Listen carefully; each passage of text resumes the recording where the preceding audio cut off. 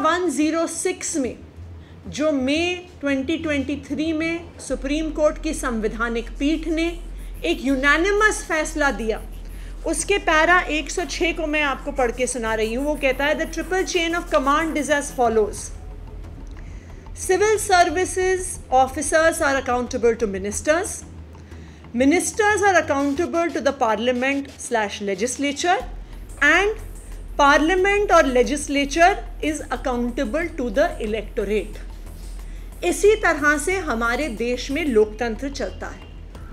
लेकिन जो ये GNCTD अमेंडमेंट एक्ट है, चुनी हुई सरकार के प्रति अफसरों की जवाबदेही खत्म कर देता है।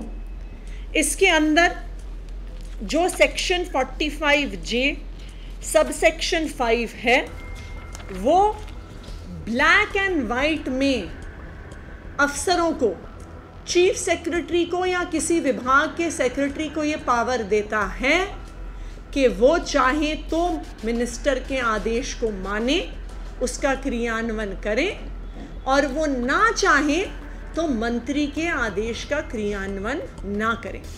फाइनेंस सेक्रेटरी ने इस 40 पेज के चिट्ठे को भेजकर मेरे एज फाइनेंस मिनिस्टर द्वारा दिए गए आदेशों को मानने से इनकार कर दिया है। प्रिंसिपल सेक्रेटरी फाइनेंस आशीष चंद्र वर्मा जी ने मुझे ये चिट्ठी भेजी और कहा कि जो एक आदेश कैलाश गहलोत जी ने एज फाइनेंस मिनिस्टर 5 जून को दिया था और जो आदेश मैंने एज फाइनेंस मिनिस्टर 12 जुलाई को दिया था, उन्होंने ये 40 पेज की चिट्ठी लिखकर फाइनेंस मिनिस्टर के आदेश को मानने से मना कर दिया है। तो आज इस undemocratic, unconstitutional GNCTD amendment act की वजह से एक के बाद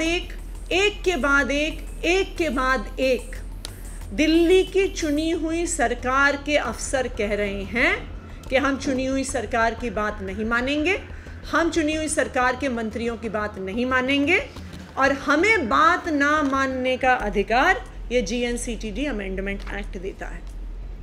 उसके बाद जब ये फाइल मेरे पास 12 जुलाई को आई, मैंने फिर से उस फाइल में आदेश दिए कि सुप्रीम कोर्ट में SLP फाइल करी जाए, वरना it will be a loss to the public exchequer, और हमें तुरंत सुप्रीम कोर्ट में उस केस को फाइल करना है, हाई कोर्ट के ऑर्डर को चैलेंज करना है।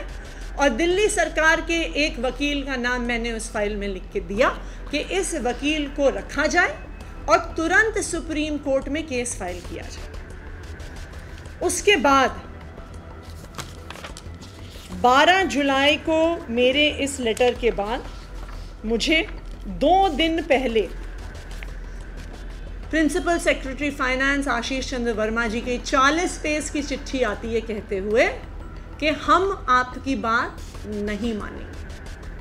अब जब डे टू डे गवर्नेंस के इश्यूज, GST रिफंड से जुड़े हुए कोर्ट केसेस और उनके चैलेंजेस पर भी अगर अफसर, सेक्रेटरीज, चीफ सेक्रेटरी दिल्ली की चुनी हुई सरकार और उनकी मंत्रियों की बात नहीं मानेंगे, तो दिल्ली की जनता के काम आखिरकार कैसे होंगे।